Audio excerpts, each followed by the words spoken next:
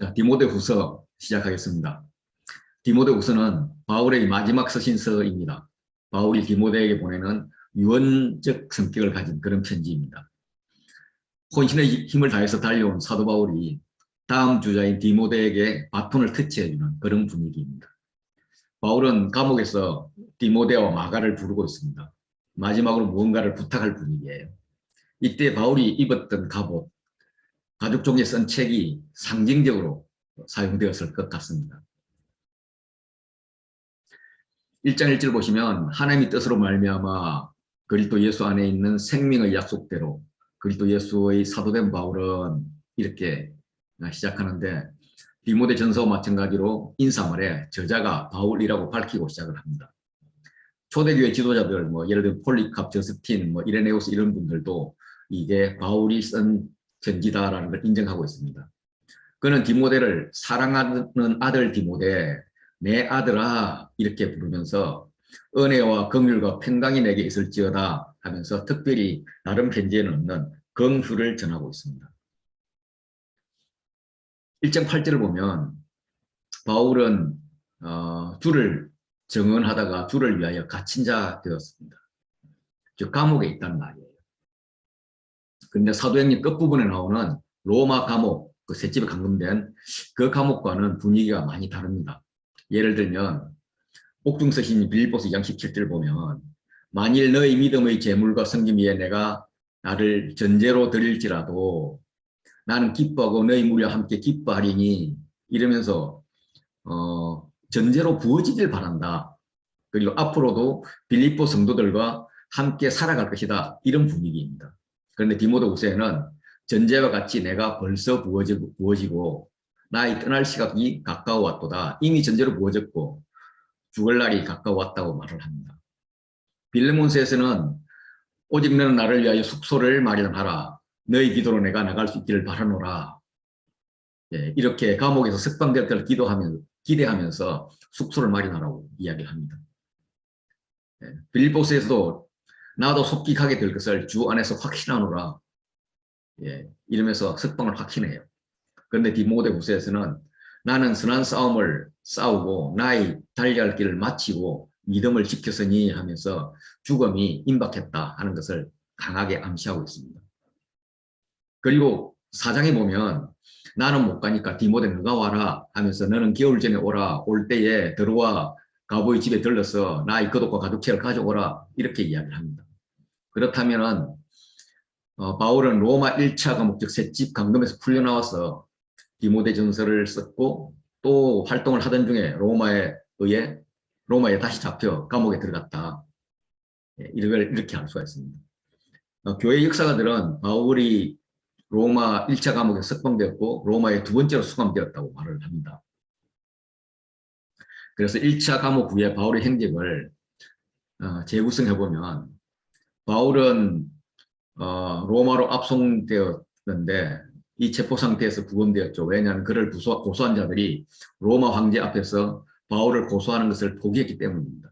그렇기 때문에 소송은 무효가 되었고 바울은 자유의 몸이 되었습니다. 그러나 바울은 로마 교인의 지지를 받지 못했습니다. 그래도 그가 가고 싶었던 스페인으로 갔을 것입니다. 그런데 스페인에서도 사익을 일으키지 못했던 것 같습니다. 그 후에 바울은 에베소 지역으로 다시 돌아왔습니다. 그곳에서 교회를 감독하기 위해서 디모데를 에베소 교회를 남겨두었고 그는 마게도냐 같은 그리스 북부 지역으로 이렇게 돌아다니면서 디모데 전서를 썼습니다. 그리고 그는 또 그레데를 방문을 했죠. 거기서 교회를 세웠고 그 교회를 감독하기 위해서 디도를 남겨두었습니다. 그리고 이 아가야 지역, 니고볼리 지역으로 갔죠. 여기서 그레데의 편지를 쓴 것이 디도서였습니다. 그 이후에 어디에선가 체포되어서 로마 2차 감옥에 수감되었는데 어떻게 해서 체포됐는지는 모릅니다. 그런데 이제 추정을 해보면 그는 드로아를 방문을 했던 것 같아요. 근데 거기서 갑자기 체포되어서 로마로 이송돼서 구금되었다 하는 설이 있습니다. 또 다른 설은 그가 로마에서 환영을 받지 못해서 에베소를 중심으로 이렇게 전도 사역을 했지만 AD 64년에 로마에 대화재로 인해 가지고 네로가 그리스도인들을 이렇게 제물로 삼았습니다. 그 로마의 박해 소식을 듣고 그들을 위로 격려하기 위해서 로마로 달려갔고 거기서 사역을 하다가 어, 잡혔다. 로마에 잡혔고 그래서 그 감옥에서 순교를 했는데 순교 전에 디모데 후서를 썼다. 이렇게 봅니다. 전승에 의하면 바울은 로마 황제 네로의 기독교 박해 때에 목이 잘려서 순교당했습니다. 바울이 죽은 연대는 유세비우스는 AD 67년이다. 또 히에로니무스는 AD 68년이다. 뭐 이렇게 이야기를 합니다. 따라서 로마 감옥에서 그가 있으면서 죽음을 기다리면서 디모데에게 편지한 것은 뭐 빨라도 64년, 늦어도 67년 혹은 68년에 쓴 것이 됩니다. 디모데 전서 후서는 수신자와 발신자가 같고 거짓 가르침과 거짓 교사에 대해서 경고하는 점도 같습니다. 그런데 처음 인사말부터 여러 가지 차이점을 발견할 수가 있습니다. 디모데 전서에서는 그리스도 예수의 명령을 따라 온이 사도되었다라고 이야기를 하는데 디모데후서는 예수 안에 있는 생명의 약속대로 사도되었다라고 이야기를 합니다. 생명의 약속. 그게 의미하는 바가 좀 있죠. 아마 죽을 것 같다. 육체는 죽을 것 같다. 영으로는 영생은 이룰 것이다. 이런 거겠죠. 디모데 전서는 마게도냐로 갈 때에 다시 말해서 활발한 선교 활동을 하면서 쓴 편지이고 디모데후서는 로마에 있을 때 갇힌 자 된 나 이거로 볼 때는 로마에 같이 있을 때 쓴 편지입니다. 특별히 디모데후서에서는 고난이라는 단어가 6번 이렇게 나옵니다. 전서에서는 언급되지 않았습니다. 그만큼 전서에 비해서 상황이 어렵고 심지어 생명까지 절박하다는 것을 암시하고 있습니다. 바울의 상황은 아주 좋지 않았습니다. 아시아에 있는 모든 사람이 그를 버렸다라고 이야기합니다. 로마 1차 감옥에 있을 때 통역을 했던 데마는 이 세상을 사랑하여 나를 버리고 데살로니가로 갔고 세상으로 떠나버렸습니다. 내가 처음 변명할 때 나와 함께한 자가 하나도 없고 변호해 주는 자 하나도 없었습니다. 전제와 같이 내가 벌써 부어지고 떠날 시각이 가까워왔고 나의 달려갈 길을 마치고 이렇게 이야기를 하면서 죽음이 임박했음을 표현하고 있습니다. 그는 디모데를 사랑하는 아들, 내 아들아라고 부릅니다. 디모데의 어머니와 외조모 로이스를 언급을 합니다. 그런데 아버지 쪽의 조건은 이야기를 하지 않아요. 이거는 자신이 디모데의 아버지 역할을 하고 있음을 암시하고 있습니다. 그런데 디모데는 바울의 투옥으로 인해서 두려워하고 의기소침해 있습니다. 1장 8절에 보면 주를 위하여 갇힌 자 된 나를 부끄러워하지 말라 이 말로 하는 것을 봐서는 바울의 처지를 디모데가 부끄러워하고 있다 하는 것을 암시하고 있습니다. 그래서 디모데는 그의 사역을 이제 그만두고 싶은 그런 인상을 주고 있습니다. 디모데서 때 1장 3절 6절에서는 생각이라는 단어를 계속 씁니다. 4번 집중적으로 사용하면서 바울은 디모데와 같은 추억을 회상해보자고 이야기를 합니다. 같이 생각해보자는 거죠. 그래서 앞으로 어떻게 사는 것이 옳은지 한번 생각해보자 이렇게 이야기를 합니다. 전체적으로 본문은 나는과 너는을 반복합니다. 아버지는 아들에게 나는 이랬단다 하면서 모범을 이야기하고 그렇기 때문에 너는 내 아들로서 이런 경우에 이렇게 하면 좋겠다 하고 근면을 이야기합니다. 나는 이런 상황에서 이런 생각을 가지고 있었거든. 그리고 이렇게 행동했거든 하면서 경험을 이야기를 하고 너도 같은 생각과 행동을 가지고 이렇게 하면 좋겠다. 할 수 있다 라고 격려를 합니다. 이렇게 자신의 경험으로 아들에게 도움을 주고자 애쓰는 분위기입니다. 같이 했던 추억을 생각하면서 이제 자신이 죽을 것이기 때문에 디모데 너가 내 아이 바톤을 이어받아 그렇게 너의 사명을 다하라 이렇게 사명을 고취시킵니다. 그리고 바울이 달려왔던 것처럼 너도 달려가라 라고 분명을 합니다. 끝으로 바울에게 너는 어서 속히 내게로 오라 라고 이야기합니다. 가보에 둔 그도 그리고 가죽종에 쓴 책을 가지고 오라고 합니다. 이것은 죽기 전에 물려주고 싶은 유산의 상징임을 말하는 것 같습니다. 바울의 다른 편지와 마찬가지로 디모데후서도 1세기 로마의 편지 구조를 가지고 있습니다. 그런데 이 편지 구조는 뭐 본문이 길고 편지구나 편지 형식이 맞구나 이것 정도만 알 뿐이고 본문을 해석하는 데는 전체 구조를 아는 데는 도움이 되지 않습니다. 그런데 이제 당시 편지 중에서 광어를 해석한 다음에 어떤 모범을 제시하고 그렇기 때문에 너는 이렇게 했으면 좋겠어 하면서 검은 좋은 말을 하는 그런 양식의 편지들이 있었는데 이 디모데후서가 그런 구조라는 거죠. 그래서 1장 1절부터 실제로 회상을 하고 그리고 2장까지 모범을 이야기한 다음에 권면을 하고 마지막 무를 하는 이런 형태의 편지입니다. 이걸 조금 더 세분해 보면은 사도인 바울이 회상을 합니다. 나 너희 아버지야, 사랑하는 아버지야, 밤낮 너를 위해서 기도하면서 너를 생각한단다. 예, 많이 생각나고 내가 너 참 보고 싶다. 그리고 너도 나를 생각했으면 좋겠다. 특별히 하나님이 너에게 사역을 위해서 주신 은사를 생각했으면 좋겠다. 그런 생각이 나게 하고 싶다. 이렇게 이제 회상을 시작을 하죠. 그리고 모범은 바울 자신의 모범을 이야기합니다. 바울이 복음을 위해서 고난을 받았지만 이 복음의 선포자가 된 자신을 너도 본받아라. 너도 본받아 지켜라. 라고 이야기합니다. 오네시보로는 복음을 부끄러워하지 않았다. 그래서 바울이 갇힌 것을 부끄러워하지 않고 찾아다녔다.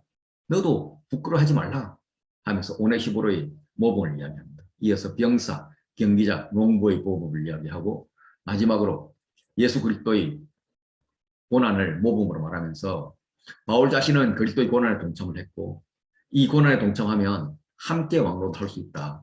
그러니까 디모데 너도 동참해서 왕이 되어라 이렇게 이야기합니다.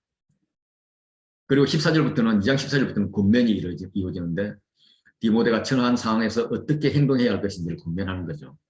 헛된 말을 하는 자들과 다투지 말라. 그리고 말세의 사람들, 이 사람들은 온통 자기 자랑, 자기 사랑, 자기 쾌락에 빠져 있다. 그들은 경건의 모양은 있지만 능력은 없다. 이런 자들에게 돌아서라. 그런데 경건하게 살고자 하면 박해를 받는다. 박해를 받지만 너는 배우고 확신한 일에 거하라. 그리고 예수 그리스도 앞에서 의미 명하노니 너는 말씀을 전파하라. 이렇게 권면합니다. 그리고 유언을 마지막으로 유언이라기보다도 마지막 부탁을 하죠. 바울이 처한 어려움을 이야기하면서 그렇지만 주께서 나에게 힘을 주시기 때문에 복음이 전파되었고 바울은 사자의 입에서 구원을 받았다. 거짓임을 받았다. 그게 1차 과목에서 나왔다는 이야기입니다. 그리고 2차 구원을 받았는데 그거는 지금 받을 것이다. 그런데 이 지금 구원은 천국을 가는 더 좋은 구원이 될 것이다. 이렇게 이야기하고 그 전에 너를 좀 보고 싶다. 속히 와라. 마가도 데리고 와라. 나 유품인 외투와 가죽 종이에 쓴 그 책도 가져와라. 우리가 할 일이 있다. 이렇게 해서 끝나는 게 디모데 후서입니다. 1장부터 좀 차근차근 해서 보면 1장은 조금 전에 말씀드렸던 대로 회상이 나오고요. 바울의 모범, 오네시보로의 모범이 나옵니다. 나는 사도 바울은 사랑하는 아들이라면서 둘이 사랑하는 관계를 회상시키면서 인사를 합니다. 사랑하는 아들은 오직 디모데에게만 사용한 호칭입니다. 바울이 사도된 근거는 하나님의 뜻에 있습니다. 그리고 생명의 약속대로 입니다. 예수 안에 있는 생명의 약속입니다. 전서나 다른 편지에서는 볼 수 없는 생명의 약속대로 사도되었음을 말하고 있는데 이 땅에서 육체의 생명은 끝이 났고 영원한 생명으로 갈 때가 되었다 하는 것을 지금 암시하고 있습니다. 디모데를 위해서 은혜와 긍휼과 평강이 내게 있을지어다 라고 기원을 합니다. 이 세 가지 중에 은혜와 평강은 바울의 모든 서신에 등장하는 양식입니다. 그런데 긍휼 이것은 디모데전서 후서 그리고 디도서에만 첨가된 내용입니다. 그만큼 디모데의 상황이 쉽지 않다, 어렵다 이런 것을 말하고 있죠. 바울은 밤낮 디모데를 위해서 간구하고 있습니다. 3절부터 6절은 이렇게 교차대구 구조로 되어 있는데 나는 너를 생각하면서 간구한다. 그리고 나의 안수가 내가 좀 생각했으면 좋겠다. 이렇게 이야기를 합니다.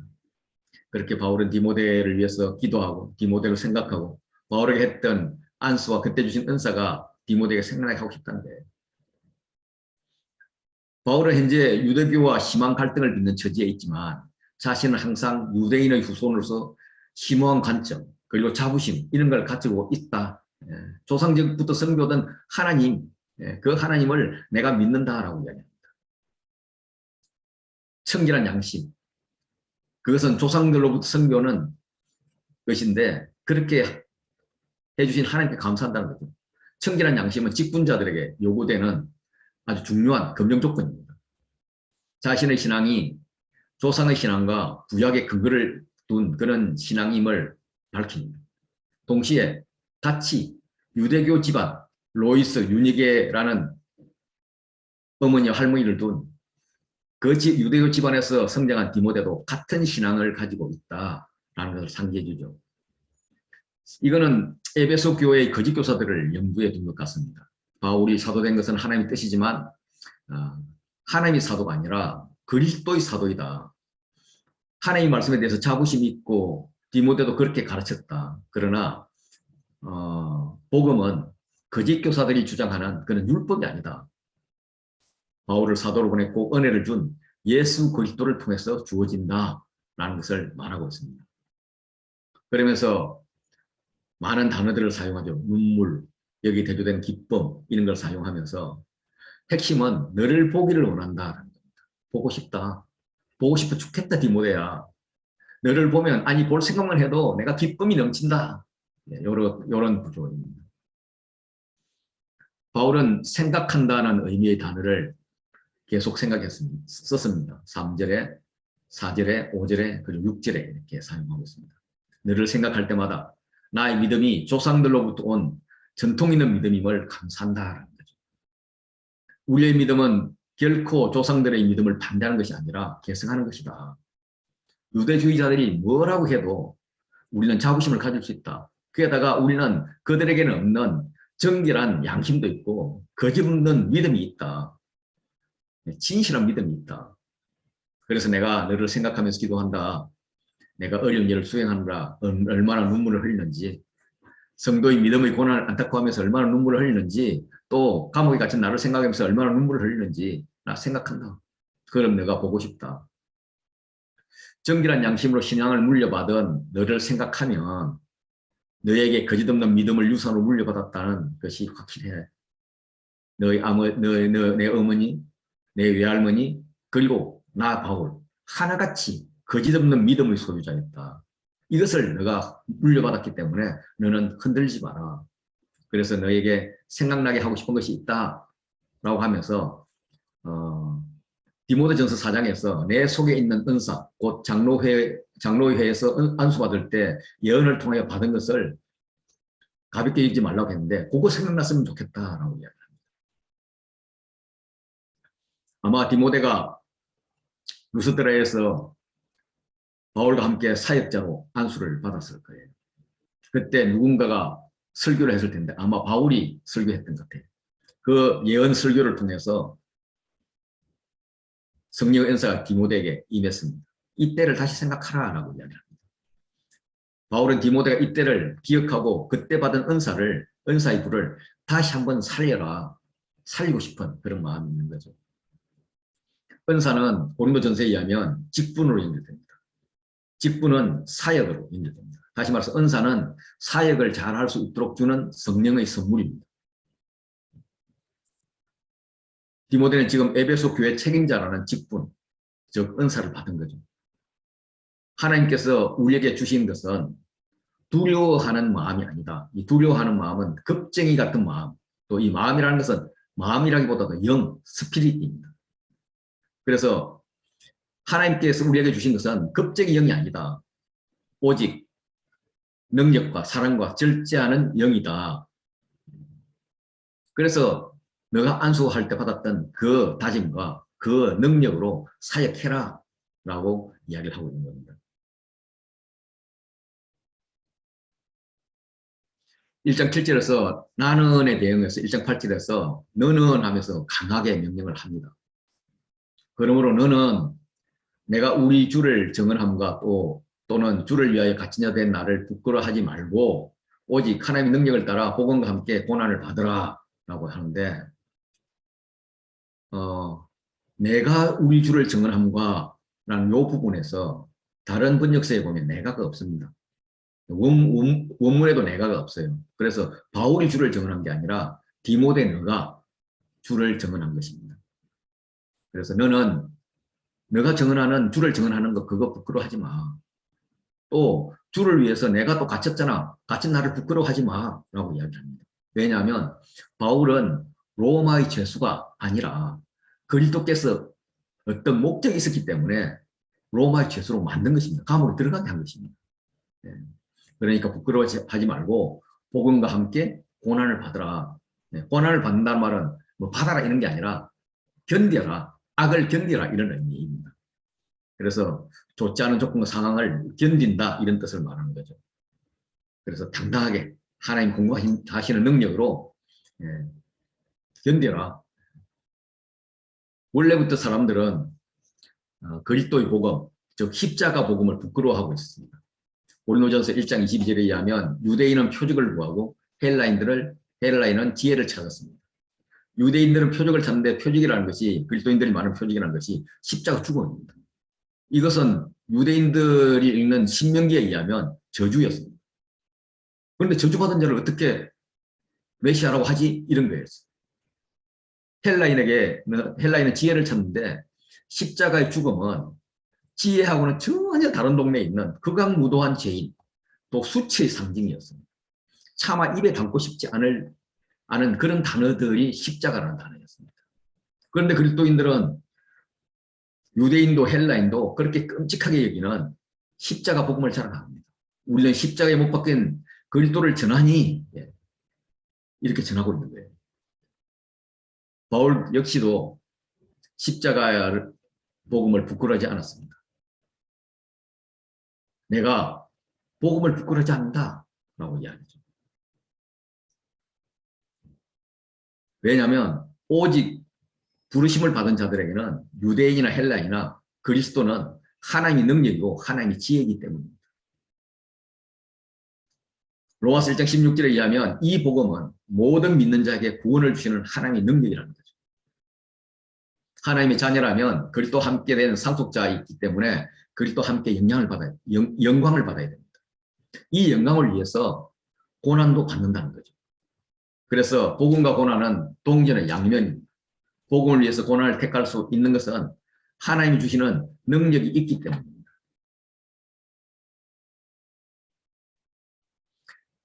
(1장 7절에) 나는으로 대응해서 1장 8절에서 너는으로 시작을 했는데 두려워하는 디모데에게 바울의 상황을 부끄러워하지 하지 말고 고난을 적극적으로 이겨라라고 했습니다. 왜냐하면 1장 9절 10절에 말씀하시는 부르심과 은혜가 있기 때문입니다. 하나님 하신 일은 우리를 구원했습니다. 그리고 거룩하신 소명으로 우리를 불렀어요. 우리는 예수 그리스도의 것으로 예수 그리스도의 거룩한 성도로 부르심을 받았습니다. 부르심을 받은 이유는 자유를 위해서, 평강을 위해서, 한 소망 안에서 한 몸으로 부르심을 받았습니다. 이 구원과 부르심의 근거는 우리의 행위대로 하심이 아닙니다. 하나님의 뜻, 우리에게 주신 은혜대로 하신 것입니다. 이렇게 영광스러운 부르심을 받은 것은 우리의 잘남이 근거가 아니라 오직 하나님의 은혜에 있다는 거죠. 그래서 부르심을 받은 우리가 해야 될 것은 부르심으로 하나님과 함께 거하는 것입니다. 선한 싸움을 싸우면서 영생을 취하는 것입니다. 예수님이 이 땅에 다시 와서 하신 일은 사망을 패하셨습니다. 그리고 생명과 썩지 아니할 것을 드러내셨습니다. 이것이 복음을 통해서 이루어졌다는 말이에요. 바울은 자신이 전하는 또 디모데가 전하는 복음이 얼마나 위대한 것인지 지금 설명하고 있습니다. 구주 그리스도의 나타나심은 초림을 이야기하죠. 그때 사망으로 하여금 그리스도인들에게 더 이상 영향력을 발휘할 수 없도록 사망을 패했다. 다시 말해 사망을 사망시켰다. 이렇게 말씀합니다. 대신 복음을 가지고 생명, 썩지 않을 것을 계시하셨다, 알려주셨다. 부활을 통한 영원한 생명을 받을 수 있는 길을 알려주셨다라고 이야기합니다. 그래서 그의 사도됨은 이 생명의 약속으로 부르신 것이었습니다. 다시 나는 하면서 바울은 자기 자신의 모범을 전합니다. 바울 자신은 이 복음을 위해서 선포자와 사도와 교사로 세우심을 입었다라고 이야기합니다. 그리스도의 복음은 세상의 복음, 황제의 복음에 대한 저항입니다. 그래서 세상적으로 고난이 오는 것은 당연합니다. 그래서 바울은 이 고난을 받지만 부끄러워하지 않았습니다.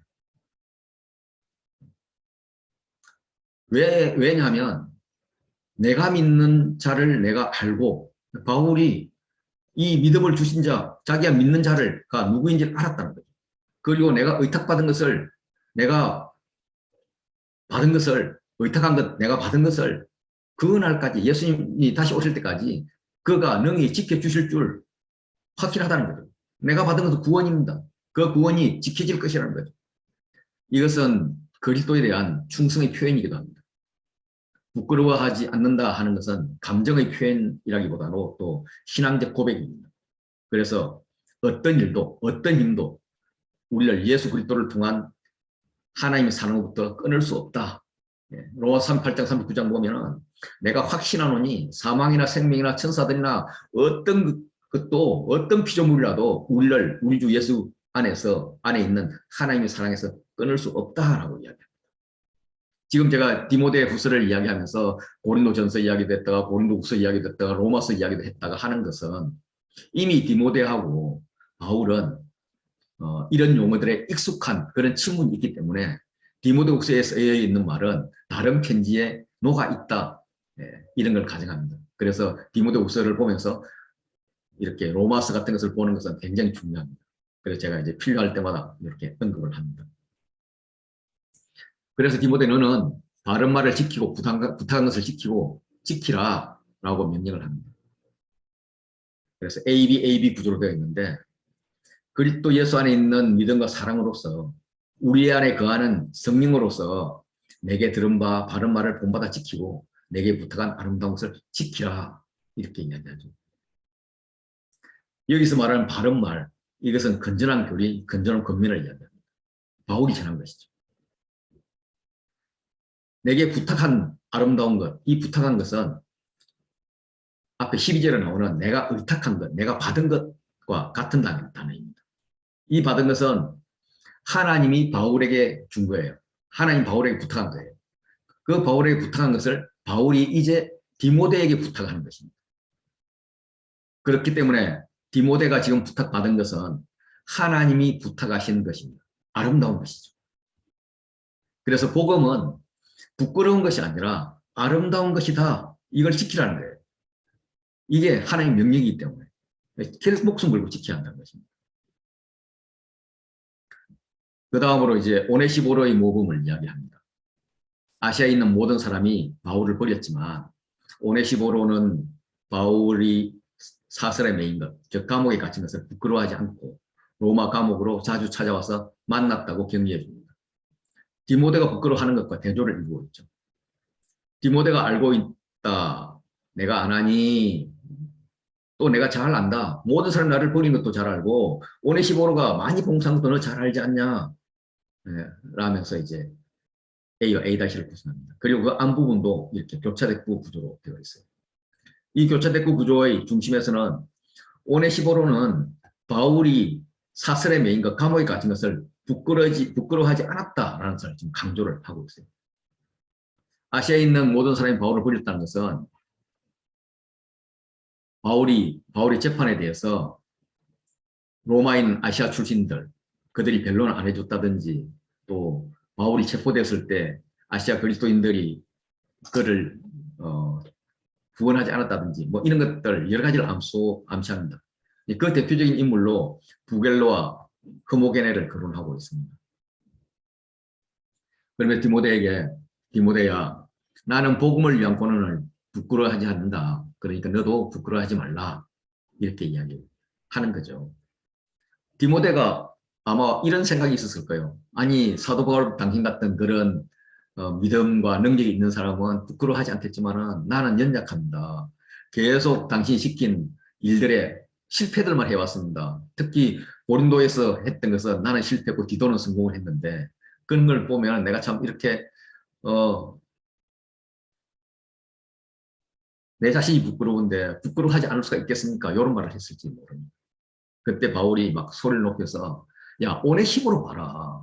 오네시모로 그는 너도 알다시피 나를 자주 격려해 주었고 이걸 유쾌케 해주었다고 개혁성경은 번역을 하고 있어요. 내가 그렇게 나를 얼마나 유쾌하게 해줬는지 몰라. 내가 사슬에 매인 거 부끄러워하지 않았고 로마 있을 때도 나를 부지런히 찾아와서 만났고 에베소에서 많이 봉사했다. 다시 말해서 그는 에베소 사람인데 로마까지 왔다. 그것도 하는데 너가 못한다는 건 말도 안 된다. 이렇게 우기는 겁니다. 사실 교회에서 위치상으로 보면 디모데와 오네시보로는 아마 이렇게 차이가 있었을 것입니다. 로마에 있을 때에 현재 오네시보로는 로마에 없다는 말입니다. 죽었다고 볼 수도 있습니다. 아니면 에베소에 있다고 볼 수도 있습니다. 또 어떤 사람은 이 로마에 있을 때 할 때 이 로마를 로마가 아니라 힘이다 힘. 그래서 그가 오네시보로가 힘이 있을 때 부지런히 바울을 찾아와서 만났다라고 해석을 하는 거죠. 그래서 지금은 아마 바울과 같은 처지거나 힘이 없는 병든 상태이다라고 보는 거죠.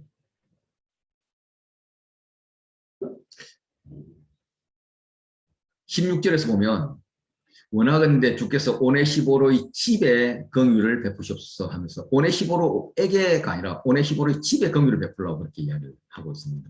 그래서 이거는 오네시보로가 죽었다.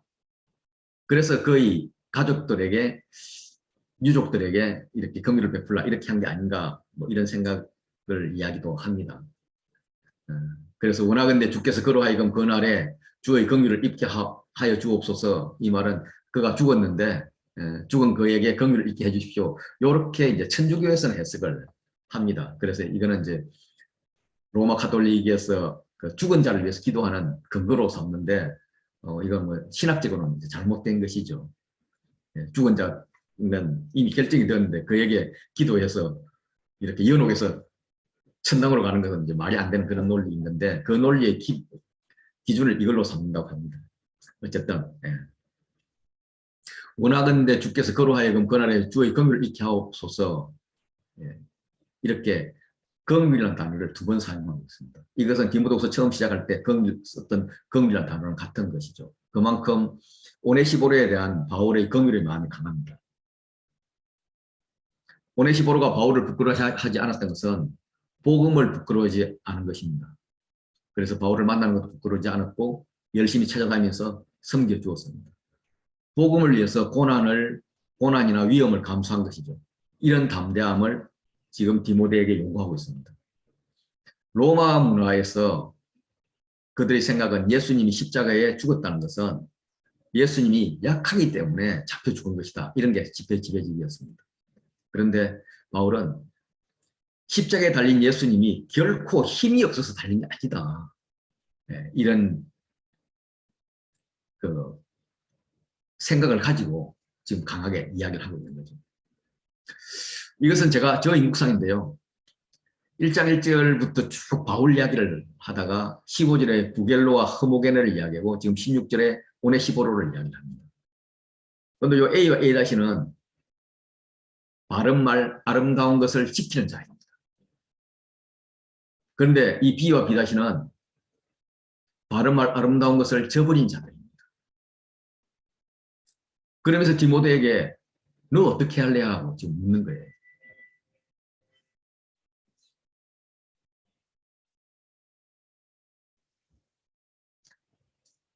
디모데가 A그룹에 속할 건지 B그룹에 속할 건지 결정을 해야 된다는 거죠.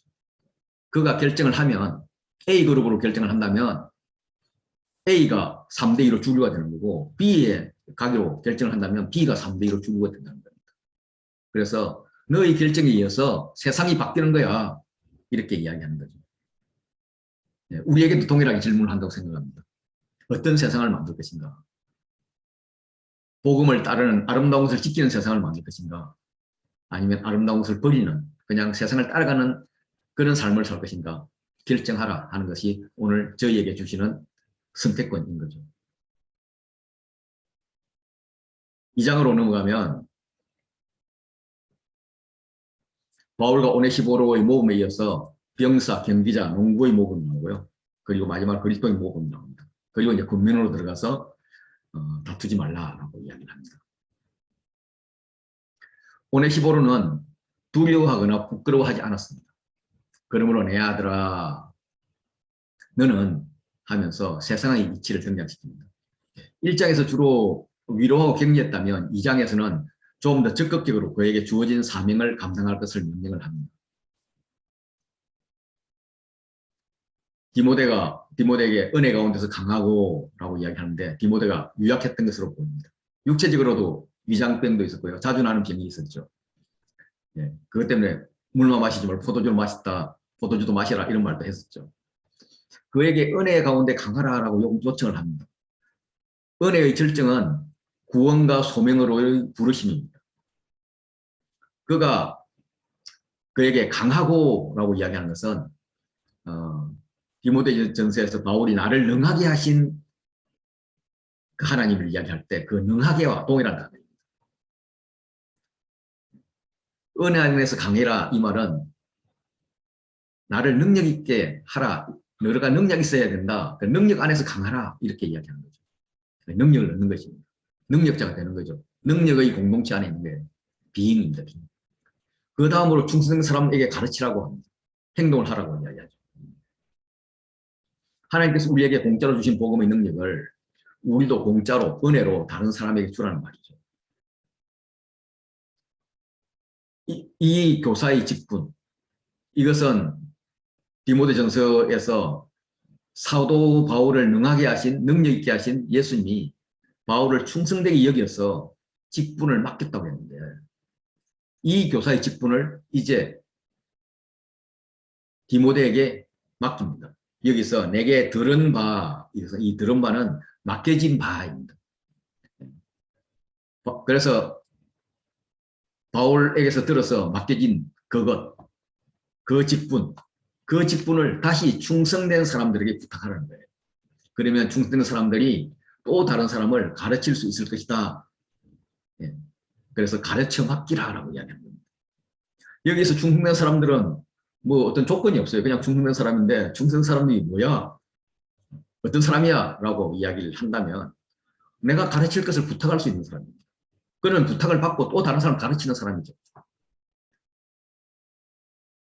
이렇게 해서 충성된 사람의 사대가 등장합니다. 예수님을 포함하면 예수님, 바울, 디모데, 충성된 사람, 또 다른 사람 이렇게 5대가 연결됩니다. 그 5대에는 우리 저나 여러분들이 포함되겠죠.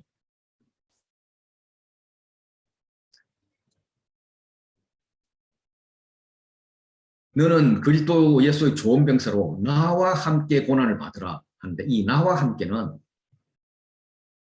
바울처럼 복음을 전하면서 이런 뜻입니다. 그래서 복음을 전하는 자, 복음의 전달 경로에 있는 예수님도 고난을 받았고 지금 바울도 고난을 받고 있고 디모데나 충성된 사람이나 또 다른 사람은 고난과 손해를 감수해야 된다 이런 말인 거죠. 병사로서 복무하는 자, 법대로 경기하는 자, 수고하는 농부를 충성하는 사람의 모델로 제시를 합니다. 고난을 받으라고 하면서 이 세 분류를 제시를 하는데 이들에게 어떤 고난이 있나? 따져보면은 일반적으로 뭔가 누군가가 막 탄압을 해서 하는 고난 이런 것들은 없어요. 그러면 디모데나 우리가 감내해야 될 진정한 고난은 뭘까? 병사는 주인 중심입니다. 자신에게 주어진 임무에 전심전력하기 위해서 자기 생활에 얽매이지 않습니다. 자기 사적이고 세상적인 일을 과감히 포기해야 하는 것입니다. 디모데는 목회자로 부름을 받아서 사생활에 얽매여서는 안 되고 주의 나라와 복음을 위해서 자신의 삶 전체를 바치했습니다. 자신을 병사로 모집한 그리스도의 명령을 준행하면서 복음을 선포함으로써 그리스도를 기쁘게 하는 것을 그의 삶의 유일한 목적으로 삼아야 했습니다. 이 헬레니즘 세계에서 병사는 도덕 규범의 측면에서 이상형이었습니다. 병사의 헌신과 노력, 목표를 수행하기 위해서 자기 생활에 얽매이지 않고 기꺼이 고난을 감수하는 자세는 최고의 모범으로 여겨졌습니다. 병사의 고난은 이기적으로 되지 않는 거예요. 자신을 버리는 겁니다.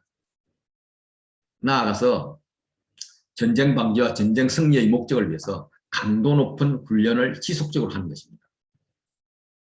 다음으로 경기하는 자는 법대로 경기를 해야 된다. 법대로 해야만 승리가 인정된다라고 합니다.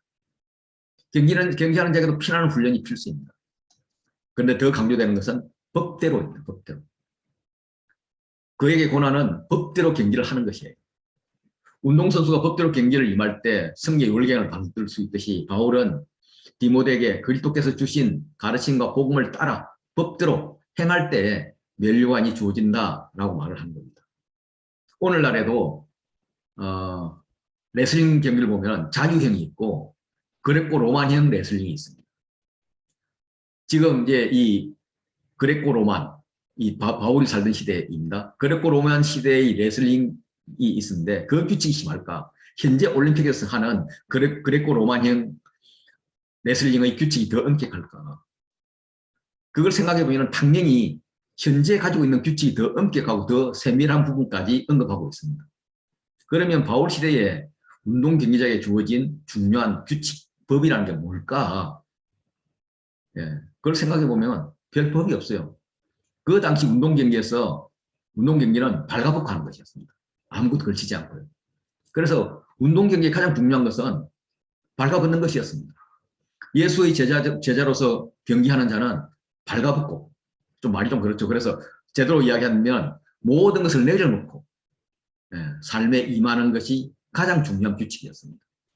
충성된 자는 모든 것을 내려놓는 그런 고난을 감수해야 된다. 이런 말이 되는 거죠. 농부의 고난은 수고와 기다림입니다. 씨를 뿌리든 물을 주든 자기 마음대로 자기 하고 싶을 때 하는 것이 아니라 자인의 섭리인 날씨와 시기를 맞춰서 해야 되는 것이었습니다. 이렇게 주는 그런 수고를 하지만 그 주는 수고가 내가 주고 싶을 때 주는 것이 아니라 상대에 맞춰서 주는 그런 사랑의 수고입니다. 그래서 병사와 경기하는 자, 농부의 의무와 자세는 나를 버리는 것, 주인 중심인 것, 대상 중심인 것, 법대로 수고하는 것입니다. 모든 것을 내려놓고 수고하는 것입니다. 그 결과 얻는 것이 승리입니다. 그 승리의 상급을 이들이 가장 먼저 받을 것이라는 거죠. 문자적으로 함께 받는 것이라고 하는데 이것은 종말론적인 보상입니다. 1장에서 바울이 디모데를 생각한다라고 하면서 1장 6절에서 너가 과거에 안수받았을 때를 생각해보라 라고 했습니다. 그리고 지금은 내가 말하는 것을 생각해보라 라고 이야기를 합니다. 바울이 말하는 것은 2장 1절에 은혜 가운데서 강해라. 강하는데 은혜 가운데서 강해라. 그리고 2절에 들은 바를 복음을 충성된 사람에게 가르치라. 부탁해라. 그리고 복음과 함께 고난을 이겨라. 받으라 라고 이야기를 합니다. 여기서 내가 말하는 것을 생각해보라 하는 것은 예수님께서 이제 그 종말을 이야기하면서 그러므로 너희가 선지자 다니엘이 말한 바 멸망의 가정한 것이 거룩한 곳에 선 것을 보거든 하면서 읽는 자들은 깨달을진저 했는데 이 읽는 자는 깨달을진저 이게 생각해보라 라는 말입니다. 이 깨달음이 복음의 신비인 것이죠. 시작은 은혜 가운데 강한 것, 능력 안에 있는 것이었습니다. 그러면 주께서 범사의 지혜를 주신다는 거죠. 나는 은혜 가운데 능력 안에 있으면 나머지 하나님께서 하신다. 이게 신비예요. 그러면 내가 은혜 가운데 있으려면 어떻게 해야 될 것인가? 기도해야 될까? 묵상해야 될까? 선행을 해야 될까? 성경 공부를 해야 될까? 뭐 다 틀린 답은 아니지만 가장 좋은 답은 공동체라고 생각합니다. 은혜 안에 강하려면 은혜의 공동체에 속해 있어야 된다는 거죠. 그래서 나의 성령 충만, 중요하지만 더 중요한 것은 성령 충만한 공동체에 속해 있는 것이다. 이런 것을 강조한 것 같습니다. 바울의 모범, 오네시보로의 모범, 그리고 병사 경제환자 농부의 사례, 그리고 마지막으로는 이제 예수 그리스도의 모범을 소개합니다. 메시아가 다윗의 후손으로 온다는 것은 뿌리 깊은 유대인들의 신앙이었습니다. 그래서 씨, 싹 이런 이야기를 하죠. 다윗의 씨는 그리스도의 육적인 혈통을 강조하는 것이죠. 예수 그리스도가 사람으로 오신다는 겁니다. 씨가 썩어서 싹이 난 것처럼 죽은 자 가운데서 다시 살아나신 예수 그리스도를 기억하라 라고 이야기합니다. 실제로 바울도 예수 그리스도의 고난을 기억하면서 자신의 매임을 통해서 복음이 매이지 않게 살아왔다라고 합니다. 바울이 억울하게 죄인 취급을 받아서 그런 신세가 옥에 갇히는 그런 신세가 되었지만 하나님의 말씀은 매이지 않고 계속 전파되었습니다. 바울은 죄인으로 매임을 통해서 복음 전파의 도구가 된 것입니다.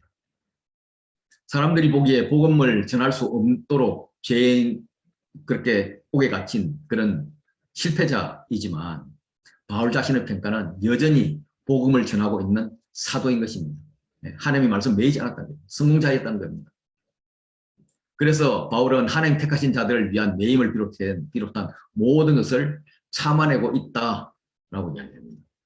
그들도 예수 그리스도 안에 있는 구원을 받게 하기 위함이다라고 이야기하죠. 참음은 복음의 일꾼들에게 요구되는 하나님의 법과 같습니다. 바울은 법대로 인내를 했고 설령 육신이 죽더라도 말씀은 죽지 않는다. 말씀을 가진 바울에게는 영원한 생명, 영원한 영광이 있다. 이런 것을 확신하고 있죠. 이 영광을 하나님이 택하신 자들과 함께 그리스도 예수 안에 있는 자들이 누릴 것이다. 그래서 바울은 고백을 합니다. 미쁘다 이 말이야. 2장 8절부터 이렇게 교차대구 구조로 18절까지가 교차대구 구조로 되어 있는데 그 중심이 미쁘다 이 말이여로 시작을 합니다. 그러면서 운율적으로 봤을 때는 우리와 함께 죽었으면 또한 살 것이요. 이렇게 대조로 이렇게 연속을 합니다. 그래서 이것은 그 당시 교회에서 찬송 관계 아닌가 이렇게 추측을 합니다. 이 미쁘다 이것은 신뢰할 만하다라는 거죠. 그리고 이후에 우리가 주와 함께 죽었으면 또한 살 것이요. 참으면 함께 왕노릇할 것이요. 부인하면 주도 우리를 부인할 것이요. 우리는 미쁨이 없을지라도 주는 항상 미쁘시다. 이렇게 이야기를 하죠. 노래같이, 노래라고 생각이 됩니다. 이 내용은 로마서에 아주 잘 설명이 되어 있습니다. 그리스도 예수와 합해서 세례를 받는 우리는 그의 죽으심과 합해서 또한 세례를 받는다.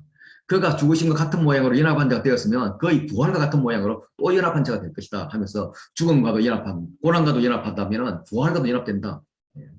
그런데 우리의 믿음은 그걸 못할 수 있다. 우리는 믿음이 없을 수도 있다. 주를 부인할 수도 있다. 그러나 주는 항상 믿으시다. 신실하시다.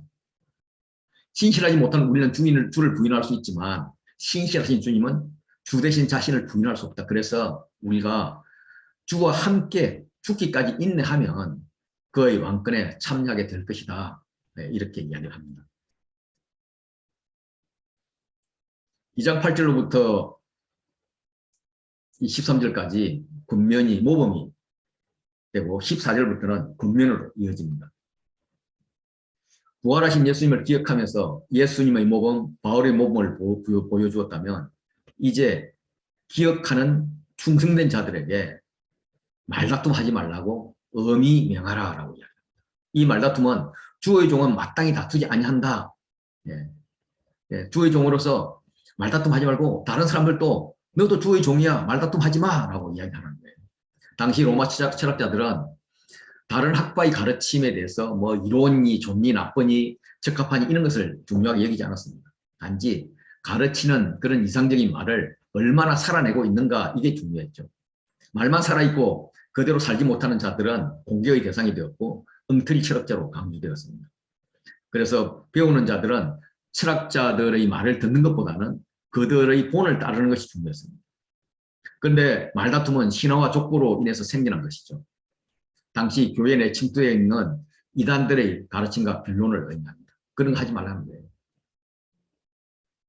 이단이 판치는 사회에서 사역자가 해야 될 것은 진리의 말씀을 옳게 분별하라. 부끄러울 것이 없는 일꾼으로 인정되라라는 겁니다. 여기서 인정된다라는 것은 시험을 거친 후 받아들인다. 다시 말해서 시험에 합격한 자를 말합니다. 이걸 위해서 자신을 하나님 앞에 드리기를 힘쓰라라고 이야기합니다. 말씀을 살아내려고 애를 쓰라는 말이죠. 진리의 말씀과 상반되는 말이 계속 반복됩니다. 말다툼, 망대고 헛된 말, 악성 종명같이 퍼져나가는 이런 것 버리라는 거예요. 버리라는 말은 피하라는 말입니다. 그들은 경건하지 아니함에 점점 나아가지만 이 말을 하는 사람들을 피하고 상대하지 말라는 거죠. 이 말을 하는 대표적인 자가 후메네오와 빌레도였습니다. 빌레도에 대해서는 알려진 것이 없지만 후메네오는 디모데전서 1장 20절에 언급된 진리를 떠나서 사단에게 내어준 자, 교회에서 출교시킨 자입니다. 이 두 사람은 에베소에 있던 이단들입니다. 그리스도께서 실제 육으로 오셔서 부활하신 역사를 부정하는 거죠. 영적인 부활을 주장하는 초기 인지주의자 같은 자들입니다. 그들의 주장은 헬라 철학의 영향을 받아서 특히 플라톤의 이원론 영향을 받아서 영은 선하고 물질적인 육은 악한 것이다. 이런 잘못된 사상에서 비롯되었죠. 그래서 선한 영은 부활하고 물질적인 몸은 악하기 때문에 부활하지 않을 것이라는 게 그들의 주장이었습니다. 부활이 없다고 이야기한 거죠. 이런 영지주의자들의 거짓 사상은 기독교의 진리에 벗어난 겁니다. 왜냐하면 육체의 부활을 부인하는 것은 그리스도의 육체의 부활을 부인하는 것이고 결국 그리스도를 부인하는 것이 되기 때문입니다. 이런 이단 사상은 당시 에베소 교인들의 믿음을 무너뜨려서 하나님을 떠나게 하는 결정적인 요인이 되었습니다. 그러나 하나님이 경고한 터는 섰다. 즉 교회는 건재하다. 주께서 자기 백성을 아시고 인치셨다 라고 표현합니다. 그들이 아무리 방해를 해도 교회는 굳게 서 있다는 거예요. 주께서 자기 백성을 아신다 하는 것은 민수기 16장 5절에 자기에 속한 자가 누구인지 거룩한 자가 누구인지 보이시고 이 말씀을 인용한 것입니다. 뭐 이렇게 많이 틀려 이렇게 하는 것은 디모데후서에서는 바울이 쓰는 편지들은 그냥 바울이 외우고 있던 70인역입니다. 보고 쓰는 것도 아니고 외우고 있던 70인역을 외우고 있습니다. 그걸 이야기하는 것입니다. 그런데 이제 우리가 쓰는 성경이 민수기나 이사야나 이런 것들은 사회사본을 번역했습니다. 그래서 조금씩 어떨 때는 많이도 차이가 납니다. 주의 이름을 부르는 자마다 하는 것은 이사야 26장 13절에 주의 이름을 부르리이다 이것을 갖고 온 것이고 불의에서 떠날지어다 하는 것은 역시 민수기에서 이 악인들의 장막에서 떠나라 라고 이야기하는 겁니다. 어쨌든 이 이사야를 제외한 민수기 이야기는 고라의 반역 이야기입니다. 빌레도와 후메네오 같은 이단들은 고라와 같은 반역자들이다라고 이야기하죠. 그래서 그때 말을 버리라, 피하라, 불의에서 떠날지어다 이렇게 이야기하는데 그들은 고라와의 무리와 같은 악인들로서 말로 백성을 선동하는 자들이다. 이런 자들의 장막에서 떠나라. 다시 말해서 이런 자들은 교회 공동체에서 쫓아내라. 이렇게 이야기하고 있는 겁니다. 디모데 후서 2장 20절 이후에는 그런 이야기입니다. 큰 집은 이제 교회를 이야기해요. 교회 공동체에는 그릇들이 많이 있다는 거예요. 금그릇, 은그릇, 나무그릇, 질그릇도 있는데 이런 어떤 그릇이냐는 종류는 문제가 되지 않는다는 거예요. 그런데 중요한 것은 이 그릇들 중에서 귀하게 쓰이는 것도 있고 천하게 쓰이는 것도 있는 거죠. 그래서 귀히 쓰이냐 천히 쓰이냐가 중요한 것이 인종이냐 성별이냐 계급이 문제되지는 않는다는 거죠. 누구나 귀 쓰일 수 있지만 물론 또 아무나 귀 쓰이지는 않습니다. 그러면 귀 쓰려면 어떻게 해야 되는가? 자기를 깨끗하게 하면 귀 쓰이는 그릇이 된다는 겁니다. 문제는 깨끗하게 되어야 되는 거고 또 깨끗한 자들과 함께 있어야 되는 거죠. 그래서 주인과 같이 거룩해야 됩니다. 하나님은 내가 거룩하니 너희도 거룩할지어다라고 말씀하시기 때문이죠. 주인의 쓰임에 합당해야 됩니다. 그리고 모든 선한 일에 준비함이 되어야 됩니다. 깨끗한 그릇이 되기 위해서 피해야 할 것과 추구해야 할 것이 있습니다. 그래서 피해야 할 것은 청년의 정욕을 피하고 어리석고 무식한 변론을 피하라 하면서 AB 구조로 A의 이야기를 하고 있고, 추구해야 될 것은 주를 깨끗한 마음으로 부르는 자들과 함께 의와 믿음과 사랑과 화평을 따르라. 그리고 온념이 가르치기를 잘하며 참으며 온념으로 훈계하라. 이렇게 이야기합니다. 주를 깨끗한 마음으로 부르는 자들과 함께 있으라는 거죠. 혼자 하는 게 아니라는 거예요. 다른 그리스도인과 함께 추구해야 되는 겁니다.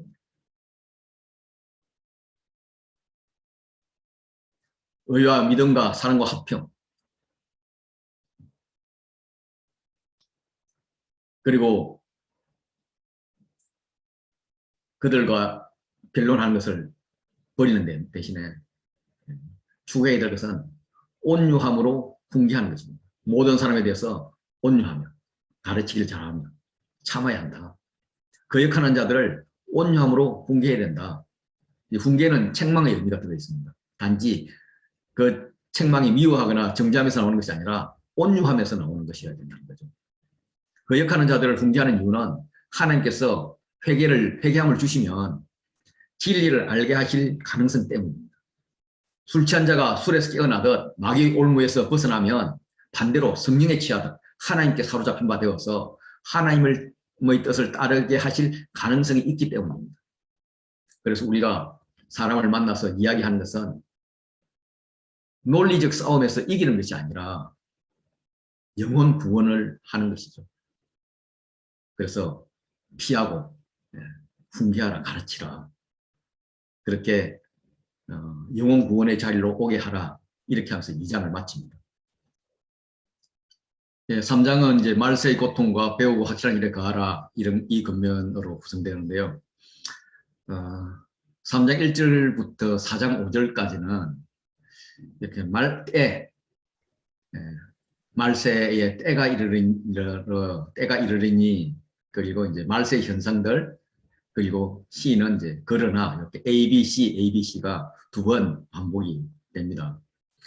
너는 이것을 알라 라는 명령으로 시작하는데, 이 말세는 구약에서는 메시아가 오기 바로 직전의 때를 말세라고 하는데, 신약에서는 말세는 메시아의 도래에 대한 예언이 이루어진 시대, 다시 말해서 예수 그리스도의 초림으로부터 예수 그리스도의 재림, 그 시대, 그렇게 시작부터 종료까지를 의미합니다. 말세에 고통하는 때가 이럴 것을 알라라고 합니다. 고통하는 때는 위협하는 때, 사나운 때입니다. 그때에 사람들이 말세의 19가지 악덕을 보일 것입니다. 경건의 죄악이죠. 타락상이죠. 자기를 사랑하며 돈을 사랑하며 자랑하며 교만하며 이렇게 쭉 갑니다. 무정하며 부모와 자식 간의 원초적인 본능적인 애정마저도 결핍되어 있는 그런 상황입니다. 원통함을 풀지 아니하며 화해할 수 없는 앙심이 깊은 상태를 유지하는 것입니다. 모함하며, 이 모함한다는 말은 마귀와 같은 단어이죠. 마귀의 특징이 속이고 모함하는 것입니다. 절제하지 못하는 것, 감정이나 생적 욕망을 다스리지 못하는 것, 특별히 성적인 정욕을 억제하지 못하는 이런 것을 염두에 두는 것 같습니다. 사나우며 문명과 거리가 먼 야만적이며 동물적인 기질, 짐승 같은 이런 것들 사나우며라고 합니다. 디모데가 가져야 될 온유한 그런 성품하고는 반대되죠. 선한 것을 좋아하지 아니하며, 선한 것을 아예 경멸한다는 거죠. 배신하며 자신의 이익을 위해서 친구를 저버리는 거죠. 조급하며 말과 행동이 경솔해서 분별력이 없는 것을 말합니다. 자만하며 자기 중심의 그런 자만 혹은 헛새 이런 걸 이야기하죠. 이렇게 보면 쾌락을 사랑하기를 하나님 사랑하는 것보다 더하며 하면서 이제 사랑이라는 것이 하나, 둘, 셋, 네 번 등장을 합니다. 시작할 때 사랑, 끝날 때 이렇게 사랑입니다. 하나님을 사랑해야 될 마음이 오히려 자기와 돈과 쾌락을 사랑하는 자가 되어버렸다는 것이죠. 그래서 이 전체를 요약하면은 경건의 모양은 있으나 경건의 능력은 부인하는 것입니다. 스스로 그리스도인이라 그러면서 경건을 내세우고 성찬식이나 뭐 이런 종교행사에는 참가를 합니다. 그렇지만 경건의 능력에 대한 부인은 복음에 대한 올바른 지식을 갖지 못하고 그것을 거부하는 거죠. 에이, 그거 뭐 책에 나오는 거지 실제로 그런 거 아니야? 이런 형태입니다. 그래서 종교적 외형은 갖추고 있지만 그리스도의 구원의 능력에 대한 믿음이 없는 자들, 기독교적 삶의 자세나 품행이 되어 있지 않은 자들을 말하고 있습니다. 말세의 현상은 로마서에서도 잘 묘사되고 있습니다. 모든 불의, 추악, 탐욕, 이렇게 해서 배약하는 자, 무정한 자, 무자비한 자로 이렇게 나옵니다. 이 현상들은 자기만을 위해서 살아갈 때 나타날 모습들입니다. 하나님은 이런 자들을 질책하죠. 너희가 내 앞에 보이름을 오니까 그냥 내 바닥만 밟는다. 내 말을 들어야 되는데. 예. 그래서 디모데가 이러한 자들을 잘 분별해서 교회 공동체 안으로 들어오지 못하도록 해야 됩니다. 디모데는 지도자로서 교회 공동체의 순수성을 유지하기 위한 의무를 가지고 있죠. 왜냐하면 하나님이 그들을 싫어하기 때문입니다. 그래서 바울이 명령을 합니다. 이것을 알라. 이런 자들에게서 돌아서라. 이렇게 명령합니다. 3장 6절은 이제 그들 말세의 사람들 중에서 남의 집에 가만히 들어가서 어리석은 여자를 유인하는 자들이 있다라고 이야기합니다. 당시 이제 에베소 여자들은 공식적인 교육을 받지 못했습니다. 그들에게 기독교 진리를 공부할 수 있는 기회가 오니까 배우고자 하는 열심이 있는 거죠. 그래서 뭔가 특별한 것을 배우고 싶어 했고 그러다 보니까 거짓 교사들의 표적이 되었습니다. 이때 거짓 교사들이 남의 집에 가만히 들어갑니다. 가만히 들어가는 것은 교활하게 남의 눈을 속이고 들어가는 것을 의미합니다. 거짓 교사들이 가정에 자연스럽게 이렇게 침범할 수 있었던 것은 당시 이제 헬라인의 좀 부유한 가정에서는 여자들이 새로운 학문과 예술을 배우기 위해서 학자나 예술가들을 집으로 초청하는 일이 많았기 때문입니다. 거짓 교사들은 금욕주의나 아니면 정반대로 방종을 부채질하는 그런 영재주의자들이었습니다. 어리석은 여자는 문자적으로 작은 여자, 어린 소녀입니다. 도덕성 결여된 여자 혹은 영적으로 이렇게 어린 여자를 말하죠.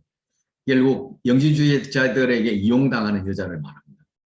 이 여자들이 유인되었다라고 이야기합니다. 유인되었다는 것은 포로로 잡혔다는 말인데 이 포로로 잡았다는 것은 창으로 찔러서 사로잡았다는 이야기입니다. 그러니까 확실히 잡혔다는 거예요. 여러 가지 욕심은 죄악으로부터 벗어나고자 하는 욕망, 또 유식하다 이런 것을 인정받고자 하는 욕망, 뭐 이런 새로운 지식에 대한 호기심들이겠죠. 그들은 새로운 지식을 추구하는데 그 목적이 진정한 지식, 진리를 얻고자 하는 것이 아니라 뭔가 지식을 통해서 새로운 스릴, 막 이런 것을 맛보고자 하는 것이었다고 그렇게 이야기합니다. 이런 자들은 항상 배우지만 끝내 복음에 이르지 못합니다. 끝내 진리의 지식에 이룰 수 없나니라 하는 것은 결코 할 수 없다. 이런 강한 부정입니다. 디모데후서 3장 8절에서 바울은 거짓 교사들의 본보기로 모세를 대적했던 마술사, 그들 중에서 두 사람인 얀네와 얀브레를 제시를 합니다. 고대 유대교 전성문에서 출애굽기 7장 11절에 보면 바로도 현인들과 마술사들을 부름에 그들이 이제 똑같이 막대기에 뱀이 되는 그런 기적을 했는데 이때 요 현인들의 이름이 얀네와 얀브레라고 그렇게 이야기를 합니다.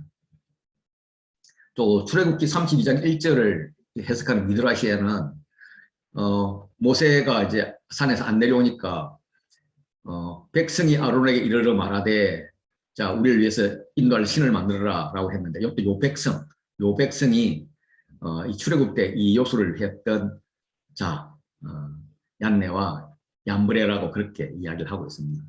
어쨌든 이 거짓 교사는 얀네와 얀브레 같이 진리를 대적하는 자입니다. 마음이 부패한 자이고 믿음에 관하여서는 버림을 받은 자입니다. 버림을 받은 자라는 것은 인정된 자에 대해서 자의 반대말이죠. 다시 말해서 시험에서 불합격한 자입니다. 이 거짓 교사들이 가르친 그릇된 교리가 악성종양같이 퍼져나가서 어떨 때는 뭐 복음을 능가하는 것처럼 그렇게 보일지 모르지만은 그들은 결코 더 나가지 못하죠. 왜냐하면 하나님의 터인 교회가 견고히 섰기 때문입니다. 주의 백성들이 주의 이름을 부르면서 죽게 나갈 것이기 때문에 불의에서 떠날 것이기 때문입니다. 얀네와 얀브레는 마술로 애굽의 바로와 그 나라의 백성들을 속여왔습니다. 그러나 모세의 등장으로 그들의 거짓된 모습이 드러나게 되었습니다. 마찬가지로 거짓 교사들의 어리석음도 성도들의 바른 그런 삶을 통해서 드러나게 될 것입니다. 3장 10절에는 그러나 너는이 생략되어 있습니다. 말세의 사람들과 달리 디모데 너는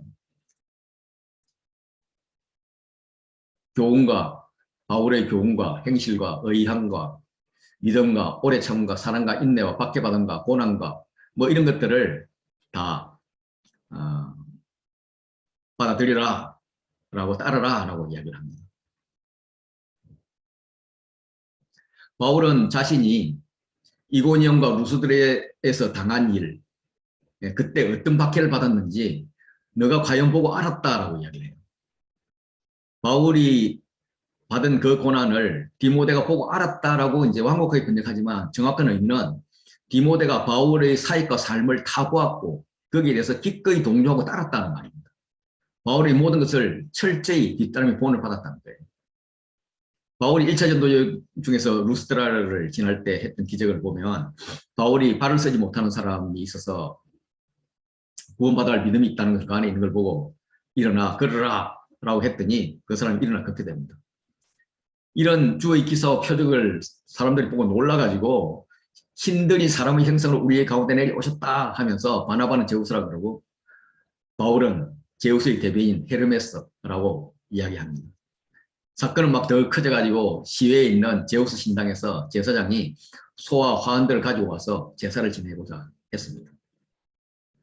이게 이제 그 오빗이라는 시인이 쓴 그런 변형담에 나오는 책에 루스드라 전설이 있는데 루스드라 전설에 의하면 제우스와 헤르메스가 인간으로 변장을 해가지고 루스드라에 나타났는데 이 루스드라 사람들이 이 낯선 사람을 환대하지 않았다는 거죠. 그래서 그들은 배척을 받다가 어떤 넓고 가난한 부부 그 집에 이르렀는데 그들이 자기들의 마지막 음식을 내어서 대접을 했다는 겁니다. 그런데 이 음식이 기적적으로 늘어나서 마치 500여처럼 사람들이 먹고도 나올 만큼 되었다는 겁니다. 그래서 노부부는 자신이 환대한 자들이 사람이 아니라 신이라는 것을 알고 바로 무릎을 꿇었는데 그 신원들은 이제 화가 나가지고 나를 신으로 생각한 이 노부부만 살려두고 나머지들은 다 죽일 거다 이렇게 이제 선포를 했다는 거죠. 그러니까 루스드라 주민들이 노부부의 집을 이제 제우스와 헤르메스의 신전으로 이렇게 바꾸고 노부부를 남자 제사장, 여자 제사장으로 이렇게 삼아서 신전을 주관하게 했더니 멸망시키진 않았다. 요게 이제 전설 따라 삼천리입니다. 그래서 이 루스드라 사람들은 후손들은 다시 한 번 더 제우스와 헤르메스가 나타나면 다시는 그를 배척하는 실수를 범하지 않을 거다, 환대할 거다 이런 생각을 다들 갖고 있었어요. 갖고 있었는데 바나와 바울이 두 사람이 나와가지고 하나는 잘생겼고 하나는 말을 잘하니까 이 제우스와 그의 대변인 헤르메스로 보이는 거죠. 그래서 이제 그들을 신으로 모시겠다고 이렇게 막 제우스 산당에서 속까지 끌어오는데 재물까지 끌어오는데 이쯤 되면은 가장 효과적인 인간적인 전도 방법은 제우스와 헤르메스의 말이다. 예수 천당, 불신 지옥 뭐 이렇게 하면서 영적으로 제압하면은 완전히 그 동네는 복음화가 가능합니다. 그런데 사도들은 그렇게 하지 않습니다. 아닙니다. 나도 똑같은 사람입니다. 경배의 대상이 아닙니다. 이러면서 영적으로 제압하지 않고 그들의 자유의지를 존중해 주죠. 그런데 그들은 안디옥과 이고니온에서 온 무리들이 충동하니까 태도를 확 바꿔서 바울을 돌로 칩니다. 바울이 돌에 맞아서 기절했을 때 죽은 줄 알고 쓰레기장에 갖다 버렸습니다. 이런 박해, 이런 복음 전파를 디모데가 어릴 때부터 보았다는 겁니다. 바울이 이런 박해를 받았던 이유는 복음을 전하는 방법도 복음적이었기 때문이었습니다. 그리스도 안에서 경건하게 살고자 했기 때문입니다. 믿음의 삶, 경건의 삶에는 이런 박해가 따라오기 마련이라는 거죠. 그런데 박해를 받은 결과는 어땠나? 죽었나? 아니다. 주께서 나를 건지셨다라고 이야기합니다. 이런 경험을 알고 배웠다라는 거죠. 바울은 고린도 후서에서 이런 것을 내가 많이 이겨냈어. 우리가 우겨쌈을 당하여도 쌓이지 않았고 낙심하지 않았고 박해를 받아도 버린 바 되지 않았어. 이렇게 이야기를 합니다. 여호와께서 모든 고난에서 우리를 건졌었다. 의인에게는 고난이 많지만 하나님께서 건지신다. 이런 고백들을 합니다. 그래서 바울 너가 우리가 디모데에서 당했던 디모데 너가 우리가 루스드라에 당했던 그런 고난, 정직하게 복음을 전하다가 받은 고난, 거기에 너가 동의하고 동참하지 않았냐, 이걸 이야기를 하는 거죠. 고난을 이길 수 있는 두 번째 교훈은 성경 말씀대로 사는 것입니다. 악한 자들은 속이고 또 속임을 통해서 더욱더 악해지는데 또 이 속인다는 게 마술을 부린다는 말이죠. 그러나 너는 어떤 부조리와 박해가 있더라도 성경에서 배우고 확신한 일에 거하라. 이렇게 이야기합니다. 거하는 것은 끝까지 그 상태를 유지하고 머무르는 것입니다. 바울과 디모데는 많은 박해를 경험했고 박해당한 이유를 합니다. 그리고 그 박해를 이기는 힘의 출처도 하는데 그게 성경이죠. 어려서는 외조모하고 어머니에게 배웠고 이후에는 바울에게 성경을 배웠습니다. 이들은 디모데를 속이는 자가 아닙니다. 조상의 전통을 견성해 왔습니다. 그래서 조상적부터 섬겨오던 그런 하나님, 그 이야기이고 외조모와 로이스와 어머니 윤희계 속에 있었던 그 이야기입니다. 그리고 바울이 이야기한 바른 바인 거죠. 어려서부터 이 성경을 알았다는데 이 성경은 너로 하여금 그리스도 예수 안에 있는 믿음으로 말미암아 구원에 이르는 지혜가 있게 하는 거다. 이거는 이 성경은 거룩한 문서이지 거짓 선지자나 마술사가 사용하는 속된 문서가 다르다는 겁니다. 모든 성경은 하나님의 감동으로 된 것입니다. 다른 말로는 하나님께서의 호흡으로 된 것입니다. 성경의 원저자가 하나님이시라는 거죠. 하나님은 사람을 만들 때도 하나님 호흡을 사용하셨습니다. 사람을 흙으로 사람을 만들고 생기를 호에 불어넣으니 호흡을 불어넣으니까 생명이 되었다고 이야기하죠. 성경도 사람도 하나님 호흡으로 된 것입니다. 성경은 하나님 감동으로 되었고 교훈과 책망과 바르게 하는 거 의로 교육하기에 유익합니다. 유익하다는 말은 필요하다라는 거예요. 이런 것의 목적은 뭐냐면 하나님의 사람으로 온전하게 하고 모든 선한 일을 행할 능력을 갖추게 하기 위함입니다. 이런 변화가 성경을 통해서 우리에게 가능해야 되는 거죠. 그러면 내가 성경을 내가 읽었느냐가 아니라 성경이 나를 얼마나 읽었느냐, 내가 어떻게 성경을 읽혔느냐, 이런 문제인 것이죠. 하나님의 사람은 구약에서 하나님 이름을 선포하는 선지자였습니다. 신약 시대에는 하나님으로부터 사명을 받은 교사를 말합니다.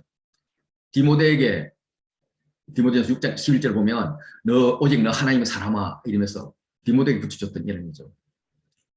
모든 선한 일을 행할 능력을 갖추게 하는 것은 선한 것을 좋아하지 않는 말세의 사람들과는 완전히 대조가 되는 겁니다. 알다가 반복됩니다. 당한 일 박해받는 일 보고 알았지. 내가 누구에게 배운 것을 알고 어렸을 때 성경을 알았다라는 거예요. 이걸 뒤에서부터 읽어가면 의미가 좀 있습니다. 성경을 알아야 돼. 성경이 나를 읽어서 나의 삶을 조정하고 조율해서 나를 변화시킨다는 것을 지킬 수 있다는 것을 알아야 돼. 그리고 또 그 성경을 누구에게 배웠는지 알아야 돼. 성경의 진리를 살아내는 사람들에게 배웠는가 아니면 말만 하는 그런 말쟁이들에게 배웠는가 그걸 알아야 돼. 그리고 궁극적으로는 당한 일, 박해받은 일, 그 박해 자체를 아는 것보다는 왜 박해를 받는지, 복음을 위한 박해의 결과가 무엇인지를 체험으로 알아야 돼.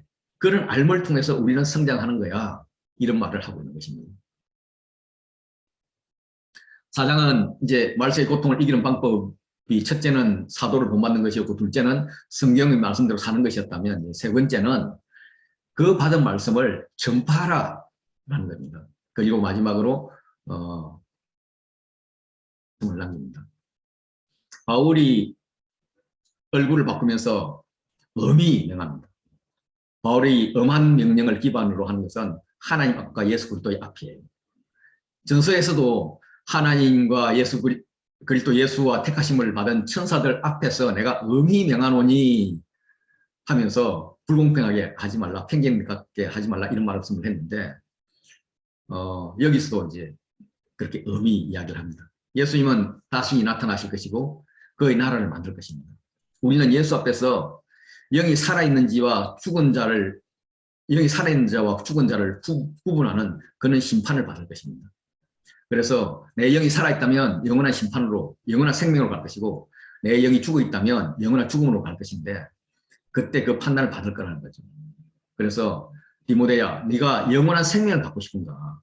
그러려면은 하나님과 예수님으로부터 온 엄한 명령을 들어야 된다. 그러면 4장 2절에 5개의 명령을 사용합니다. 말씀을 전파하라. 항상 힘쓰라. 그리고 경책하며 경계하며 권하라. 이렇게 이야기합니다. 항상 힘쓰라 하는 것은 위에 두라. 그렇게 말씀을 전파할 수 있는 상태로 항상 준비하고 있는 상태로 있으라. 이런 말입니다. 때를 얻든지 못 얻든지 좋은 때이든지 나쁜 때이든지로 지적될 수 있습니다. 네가 말씀을 전하고 싶든지 전하고 싶지 않든지 아니면 전하기 좋은 때든지 전하기 굉장히 어려운 때이든지 항상 전파라는 거예요. 군인이 언제 어떤 상황에서도 그에게 주어진 임무를 하기 위해서 준비를 갖추고 있는 모습을 반영하고 있습니다. 힘쓰라 하는 것은 끈질기게 권고하라는 의미입니다. 군인처럼 하나님의 말씀을 선포할 준비를 갖추고 심한 반대에 부딪힐지라도 끊임없이 끈질기게 말씀을 전해야 된다. 오래 참음. 오래 참음은 죄인을 대하는 하나님과 그리스도의 속성과 태도이죠. 죄인들이 복음을 거부하고 받아들이지 않을지라도 하나님 오래 참으셨듯이 그래서 내가 오늘날 살아있듯이 인내함으로 전해야 하는 것이 그리스도인의 자세다라고 이야기하는 거죠. 이 말씀들은 3장 16절에서 말한 성경의 역할에 대한 재설명입니다. 교훈과 책망과 바르게 함과 의로 교육하기에 유익하다 그 말씀을 다시 이야기하는 거죠. 4장 3절은 이제 왜냐하면으로 시작을 합니다. 개혁개정에는 이제 생략되어 있죠. 2절에서 명령한 이유는 왜냐하면 때가 이르리니 그때 사람이 바른 교훈을 받지 않고 피가 가려고 할 거다. 피를 진리에서 돌이킬 것이다. 그래서 그때 자기의 사욕을 따를 스승을 많이 둘 것이고 허탄한 이야기를 따를 것이다. 이런 때가 온다는 겁니다. 귀가 가렵다 이 말은 간지러운 곳을 긁어주는 그것에 만족감을 얻으려 할 것이다. 다시 말해서 나한테 듣기 좋은 말 하는 것 그것만 귀가 솔깃할 것이다. 이런 잘못된 자세를 이야기하죠. 이런 사람들은 복음에 관심을 두기보다는 뭔가 색다르며 감각적이며 그냥 나 혼자 위로받고 격려받는 그런 말에만 귀를 기울이고 그런 거짓된 욕심을 이 거짓 교사들이 잘 충족시켜주죠. 그래서 그를 따르게 합니다. 그래서 교사들을 많이 둔다 하는 말은 많이 모은다는 이야기예요. 그 길을 진리에서 돌이켜서 복음을 의도적으로 받아들이기를 거부하고 이제는 허탄한 이야기 거기에만 따른다는 거죠. 길을 막는 것은 서대반이 설교를 할 때 그 진리가 자기들을 찌르니까 그걸 듣지 못해서 막 길을 막고 막 돌을 던집니다. 그런 것을 이야기합니다. 그러나 디모데 너는 모든 일에 신중하여 정신 똑바로 차리고 고난을 받으며 순교 까지도 견디면서 전도자 일을 하며 복음을 전하는 일을 충성스럽게 감당하면서 내 직무를 완수하라, 다하라 이렇게 이야기를 합니다. 4장 2절부터 8절은 이렇게 인클루지브 구조로 되어 있습니다. 심판하실 그리스도 재판장. 죽음은 누구에게나 오죠. 그때 만날 분은 심판하실 예수 그리스도이십니다. 그는 의로우신 재판장이죠. 그 가운데 세 부류의 사람이 나옵니다. 세상, 자기 사욕을 따르는 자이죠. 그리고 바울이 나옵니다. 바울은 선한 싸움을 싸우고 달려갈 길을 마쳤습니다. 그래서 그날에 주실 면류관을 확신하고 있습니다. 그러나 세상은 그런 재판장을 만날 것을 알지 못하는 거예요. 그래서 지금 현재 자기 사욕을 따르고 있을 뿐입니다. 그러나 디모데 너는 그와 만남을 생각하면서 죽는 날까지 모든 일에 신중하고 고난을 받고 전도자의 일을 하면서 내 직무를 다하라 라고 권면을 하고 있는 것입니다. 4장 6절은 왜냐하면으로 이어집니다. 왜냐하면 하면서 바울이 나는 내 자기 이야기를 하죠. 전제와 같이 벌써 부어지고 나는 전제와 같이 벌써 부어졌다. 떠날 시각이 가까웠다. 죽을 날이 가까웠다고 구체적으로 말합니다. 전제는 제물 위에 술을 붓는 의식입니다. 민수기 15장에 나와요. 이는 희생제사의 마지막 의식으로 바울 자신의 희생적 순교를 상징합니다. 죽음이 임박하 있음을 예견하고 기꺼이 그리스도와 온 교회를 위해서 산 제물로 순교하겠다 하는 결연한 의지입니다. 바울은 그리스도의 군사로서 선한 싸움을 싸웠고 경기자로서 달려갈 길을 마쳤고 그리스도인으로서 믿음을 지켰습니다. 그리고 이제 결승점에 들어섰습니다. 이제 나의 싸움은 끝났다. 그리고 나는 승리하였다. 이제 디모데 너의 싸움이 나왔다 하면서 바톤 터치를 하는 거죠. 그를 위해서는 의의 멸관이 예비되었습니다. 유대인들은 나무나 꽃으로 엮어서 절개나 결혼식에 머리에 쓰고 기쁨과 영예를 나타냈습니다. 헬라인들은 운동 경기에서 승리자에게 월계수 나무나 상소리 나무 잎으로 관을 만들어서 이렇게 주었습니다. 이거는 왕들이 쓰는 왕관과는 달랐습니다. 왕관이 그리스도에게 합당한 면류관이라면 성도들의 합당한 면류관은 지금 여기서 말하는 의의 면류관 이겁니다. 의의 면류관은 믿음으로 어렵게 된 자에게 수여된 면류관입니다. 이 의의 면류관은 주시던 시간이 언제냐 하면 그 날에 주실 것입니다. 예수님의 재림의 날이죠. 주시는 분은 주, 곧 의로우신 재판장입니다. 받는 자는 의로운 자에게 주겠죠. 그 대상은 나 바울뿐만 아니라 주의 나타나심을 사모하는 모든 자입니다. 바울이 나는 하면서 자신의 죽음의 임박을 표현했는데 다시 말하면 나는 너에게 가고 싶으면 못 간다 이런 말입니다. 그래서 바울은 외로운 거죠. 1차 감옥에서 디모데를 비롯해서 두기고, 마가, 누가, 데마 이런 많은 독립자들이 같이 있었습니다. 골로새서 마지막 부분에 나오죠. 디모데 후서를 쓰는 로마 2차 감옥에서 이들은 어디에 있을까? 디모데는 에베소에서 바울을 대신해서 교회를 다스리고 있습니다. 그래서 디모데에게 너는 어서 속히 내게로 오라 라고 이야기합니다. 어서, 속히 두 단어를 사용하면서 아주 빨리 지체 없이 오라고 이야기하죠. 데마는 세상을 사랑해서 나를 버리고 갔다. 데마는 바울과 1차 감옥에서 동기했던 동역자입니다. 그는 골로새에 보낸 편지인 골로새서하고 빌레몬서에 그 이름이 등장할 정도로 중요한 인물이었습니다. 그런데 지금은 바울을 등지고 신앙마저 버리고 세상을 사랑하여 떠났다고 합니다. 그리스계는 갈라디아로 갔고 디도는 달마티아로 갔습니다. 헬라 구조상 이 세상을 사랑하여 하는 것은 버리다와 연결되어 있기 때문에 데마에 대한 수식이지 그리스계나 디도와는 연결되지 않습니다. 그래서 그리스계와 디도는 바울이 사역하던 사역을 위해서 사역지로 파송된 것 같습니다. 디도의 사역지 달마디아는 일루이군에 속해 있는 한 지역인데 아마 바울이 이미 개척해 두었던 곳 같습니다. 그쪽에서 이제 기도가 달마디로 간 것은 그곳에 바울의 사역이 있기 때문에 그랬을 겁니다. 지금 오직 누가만 남아 있습니다. 의사 누가. 그러면서 디모데에게 내가 올 때에 마가를 데리고 오라라고 이야기합니다. 왜냐하면 그가 나에게 유익하다는 거죠. 아마 마가도 함께 할 일이 있는 것 같아요. 로마 상황을 잘 알고 있는 마가입니다. 그래서 마가에 맡길 사역이 있을 듯도 하고 또 뭐 마가복음을 썼으니까 베드로 도움을 받아서 복음서를 마무리해 뭐 이런 말을 했을지도 모릅니다. 뭐 정확히는 모르죠.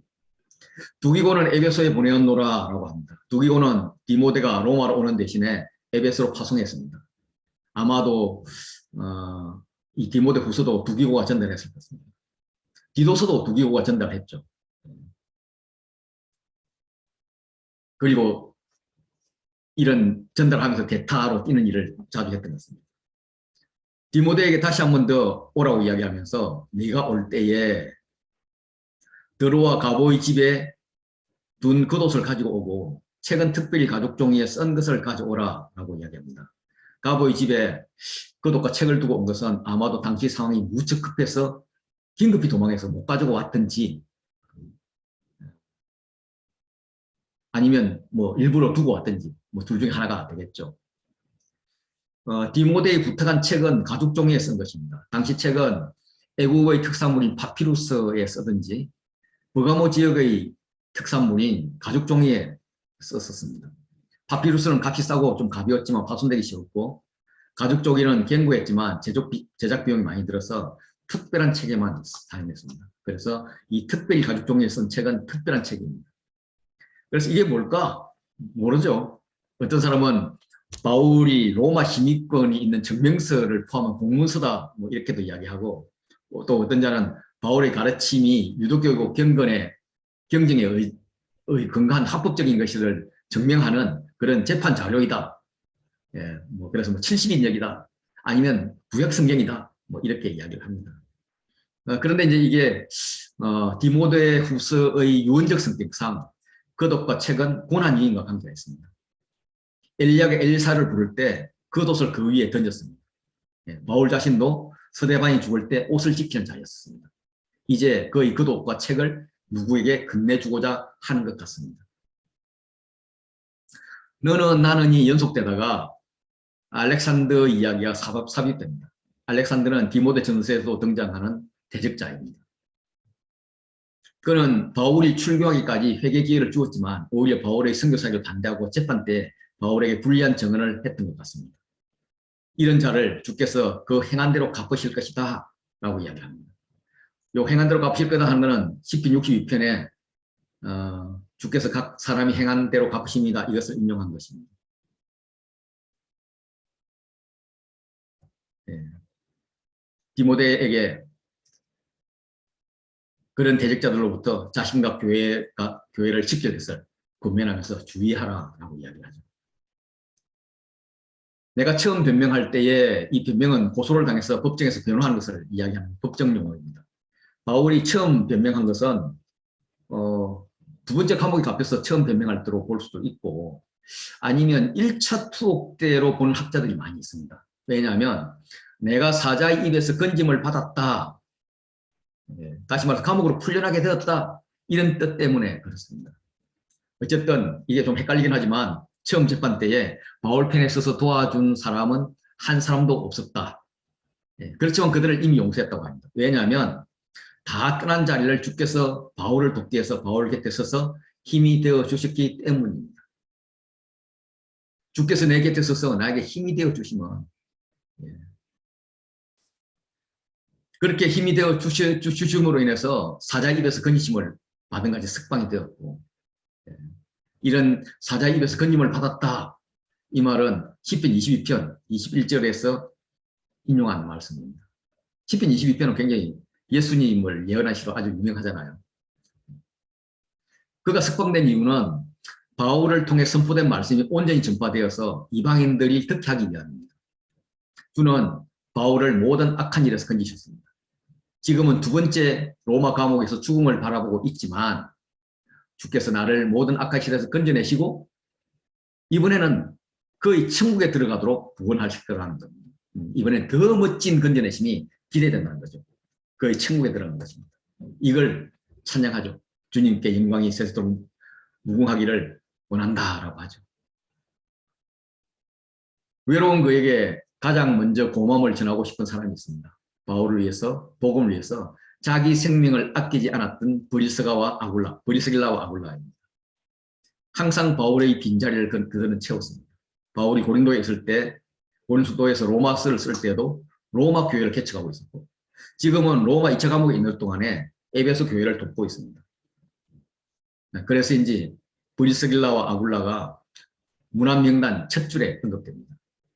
로마서에서도 문안할 때 첫 줄에 언급되었습니다. 그에 이어서 감옥을 자주 방문해서 이렇게 유쾌하게 해줬던 오네시보로의 집에 문안하라라고 이야기합니다. 오네시보로의 개인이 아닌 집에 문안하라 하는 것은 오네시보로가 죽었다라는 의미로 해석하는 학자들도 있고 아니면 오네시보로가 지금 에베소에 살고 있다라고 해석하는 학자도 있습니다.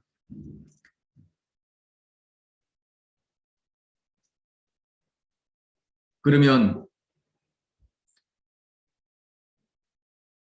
디도 그리스에는 어떻게 되었나? 그들은 중요한 사역이 있어서 보냈죠.